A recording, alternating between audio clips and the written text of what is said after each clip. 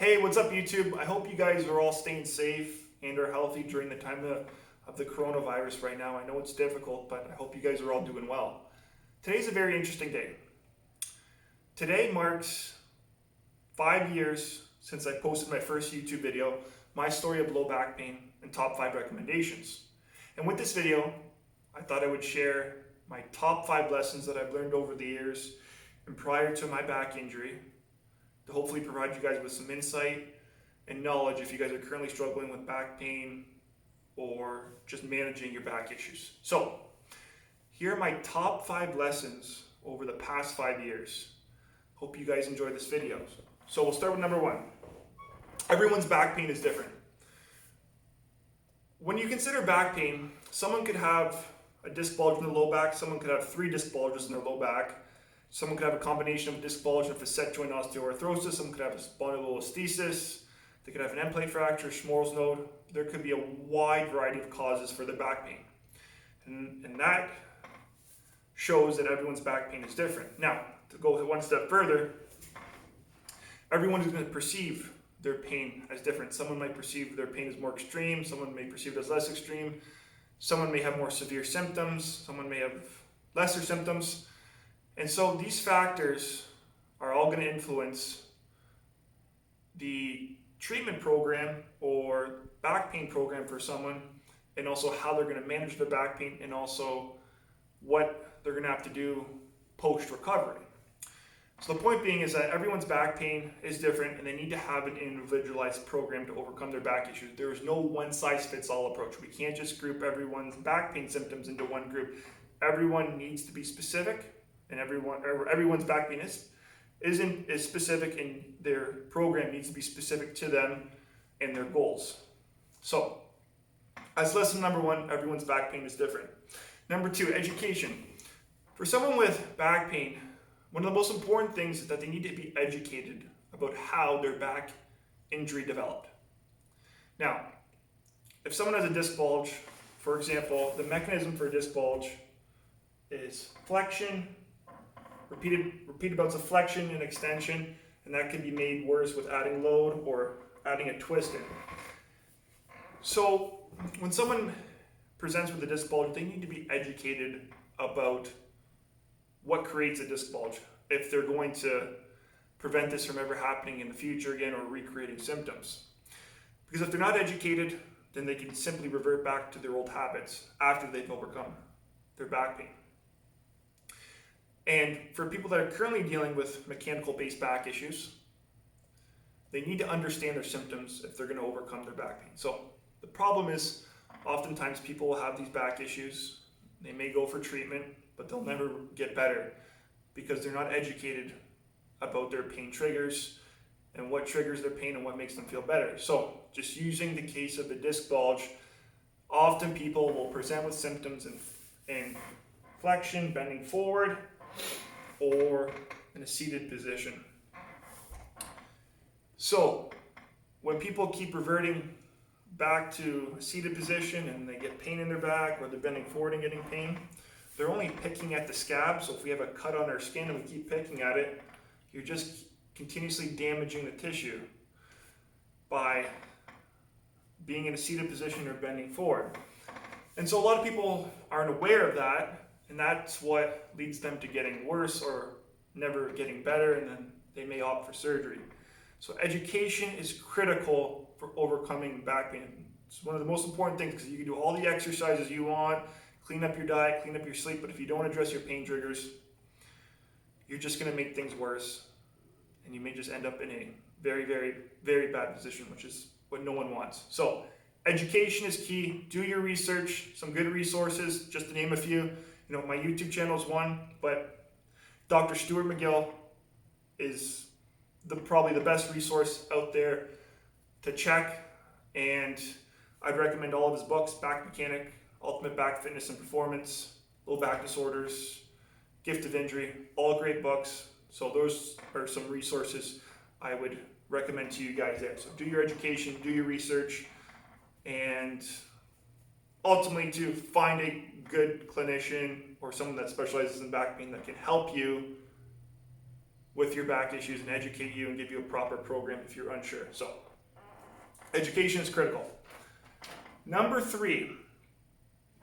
So kind of going off lesson number 2, lesson number 3. What you do after your recovery is going to be just as important what you do during your recovery. Let me explain. Often people that do make a recovery, I shouldn't say often, sorry, but some people that make a recovery after dealing with mechanical low back pain will often revert back to may revert back to old habits after their recovery. And what I mean by that is they may get carried away. They may stop following a proper core training program. They may start doing activities they shouldn't be doing, and they may not be taking their back as serious, and they start getting carried away with things, and the next thing you know, they're back in square one, but even worse this time. So the important thing is, after you make a recovery, you can't stop. You still need to be aware of proper spine positioning. You still need to be educated about back issues, and you still need to be following a proper core training program if you really want to sustain a healthy and kind of more of a pain-free lifestyle and continuously build up going forward. Because the biggest problem, and it's one area just where a lot of people will get very down and depressed, is when they have a relapse. It's one of the worst things that can happen. So critical thing is, don't get carried away after you make a recovery. Still stay strict to things. Yes, you could probably get away with a few things and be a little bit loose with things, but you still need to be on top of things, because if you end up in square one again, it's going to be tough to overcome it a second time. I'll say that. Number 4 here, system is flawed. So the medical system, whether it be going to visit a doctor, chiropractor, physio, trainer, whoever it is, the system, a lot of it is flawed. And to explain, if you go to a doctor, and I'm not saying this is with every doctor, but this happened in my case, the appointment is only about 10 to 15 minutes. And that is not enough time to do an assessment. And if you listen to Dr. McGill, his assessments are about 3 hours long. The problem with what ends up happening is that often, because of that short period of time, there is perhaps a misdiagnosis, a referral system that is the doctor is referring the patient out, which then they have to wait longer to visit maybe the specialist, and then they're just given maybe medications, ibuprofen, painkillers to deal with the pain. Yet the patient doesn't know what to do, and they're just getting worse, and then they're kind of in limbo, which is a terrible thing, and that's what happened in my case. But they maybe referred to the specialist, but it takes 2-3 months to wait to see the specialist. Maybe they go to physio, but then they go to physio, and then the problem with going to physio is how competent is the physiotherapist that they've been referred to? Do they know about back pain? Do they know about the McGill method in overcoming back issues? Because in my case, I went to physio for about 6 months, and there was about $5,000 in physio bills, and I didn't get any better. At best, I got some relief leaving there. Yes, maybe learned a few things, but I was not better, though. I was not in a good position for what the amount of money and everything I paid and the amount of visits I went to. Probably should have been better. But same thing if you went to chiropractor can happen. Maybe a personal trainer even, you can say too. It's going to depend on the person's competence and their expertise when it comes to back pain. And to kind of explain, just because you're a general practitioner or physical therapist, chiropractor, personal trainer, massage therapist, it doesn't mean or especially you know a lot about back pain, or you're an expert in back pain. Sure, you've had some knowledge through a med school or maybe physio school or chiro school, but if you don't upgrade your skills afterwards and take the time to really understand everything about back pain, then when a patient or client comes to see you and you don't treat them properly, then they may just get worse. So The whole point that I'm trying to say here is system is flawed from the very top to the bottom, but I'll say that it's gotten better with Dr. McGill becoming a little bit more mainstream, kind of sticking his nose out there a little bit more, being on social media, a lot of people reading his resources and materials a lot more and becoming educated about his work. And that is very important, and I think the system's getting better, but there's still a lot of flaws with that. And to go one step further, I mean, someone shouldn't have to wait 6 months to get an MRI done, or someone shouldn't wait 6 months to see a specialist. They should have the proper treatment and see someone, and when they see somebody that is supposed to be the expert or rehab specialist, they should know what they're doing. And that's what I'll say there in terms of the system being flawed. So the overall kind of takeaway is that do your research on clinicians, on doctors, physios, chiros, trainers, whoever you're working with, and if your goal is to overcome back pain, what is their results with people working with back pain? Do they get results? And do they know what they're talking about? Are they on social media? You can do your research. Are they posting information out there? Was it referrals from friends or whatnot? What's everyone saying? Just kind of do your research is all I'm trying to say with regards to that, because you don't want to end up in a position of limbo and being thrown around in the system and just getting worse. So, system is flawed. Just be aware of that. It's getting better, I'll say that, but still not where it should be. Then the final lesson, number 5, is I want to talk about mindset. So, one of the most important things in overcoming back pain, let alone any injury, is going to be your mindset. So when I was dealing with my back issues and when I was visiting with physios, chiros, different specialist doctors, just not getting better, I just took it eventually into my own hands to do my own rehab. I just felt like I was almost like the underdog in this position, like, hey, no one's able to help me out. I'm just going to take this in my own hands and just do my own rehab, and I'm going to prove to myself and to others that I'm going to get better, especially to those that weren't able to help me. At the same time, I also used motivation in the sense that, hey, I wasn't able to play hockey, going to a university class. I had to pop pills just to sit in the class. Sleeping was a problem for me, waking up in the middle of the night with severe pain, popping painkillers. I also wanted to just stop with all that. I wanted to be able to go out with friends and not have to worry about my back so much. So combine all that, I wanted to use, that was my motivation to get better. And it was enough motivation to really just drive things home and just really kind of hammer things out. And I was doing my research consistently and having a background in strength and conditioning. I was able to stumble upon Dr. McGill's work, which eventually helped me out, and kind of picked up everything he had and kept reading, and educating myself, doing things trial and error on my own, and just doing my own rehab, and eventually slowly got better, and then eventually pain-free recovery, and I am stronger, more educated, more knowledgeable about back injuries, and I feel like I'm just a better person overall all around after my injury and going through that, just more resilient, I should say.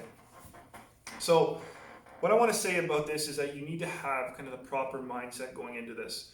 And to give you guys a couple tips that can hopefully serve as sources of motivation for you guys is, number one, if I was able to kind of overcome my own back issues, going through all of that on my own, I feel like you guys have a good chance to overcome, your back pain and to at least be in a better position. I feel like with all the resources I put out, there wasn't any of this really on YouTube. A lot of the information on there at the time was very poor and it was saturated with bad back pain information, I would say at the time. So I feel like with resources from my channel, I can at least point you in the right direction to maybe Dr. McGill or to maybe a good clinician or physical therapist that you can work with and actually that they can help you instead of visiting someone that's just going to make you worse. So I feel like that can serve as a sense of help to people out there struggling, because they may not, because for me, in my case, it took me about 1.5 to 2 years to make a recovery. For someone that maybe goes through this, it may be 6 months, 3 months, if they can if they can really get on top of things with their education and whether they're doing their own rehab or working with a good clinician. And if I was able to do it, like I said, you'd be able to do it as well if you have a mechanical low back issue. Another thing too is that I also say is that there's a community out there, and for people that have overcome back pain or are struggling with back pain, you can reach out to other people and to see what they're going through, and it's sometimes comforting just to hear that others are dealing with severe back issues and are in a similar position to you, kind of fighting through it, and you guys are kind of doing this together. Just having a good support system and community can be very motivating, and it can provide some comfort to people that are really struggling right now and maybe feeling really depressed. My YouTube channel can be one resource. A lot of people in the comment section will sometimes share their stories and they'll go back and forth. So there's one resource. You can join Facebook groups or other communities you may find online on forums.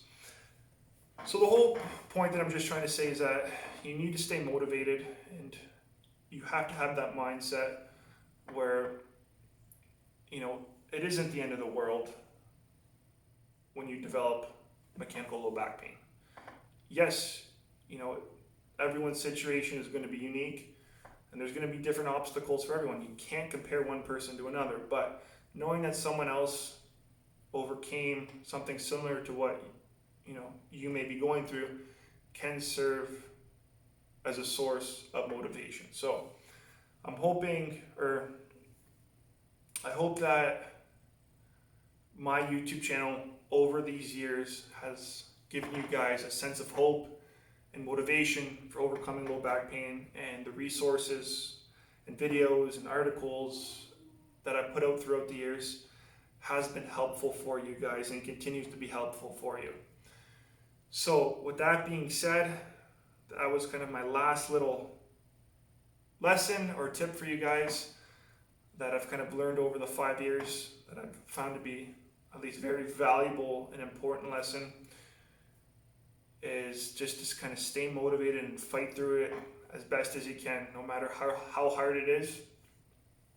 Just kind of stick to the task in overcoming your back pain. So that is it for my video, guys. I just want to thank you guys for all of you for supporting this channel over the 5 years.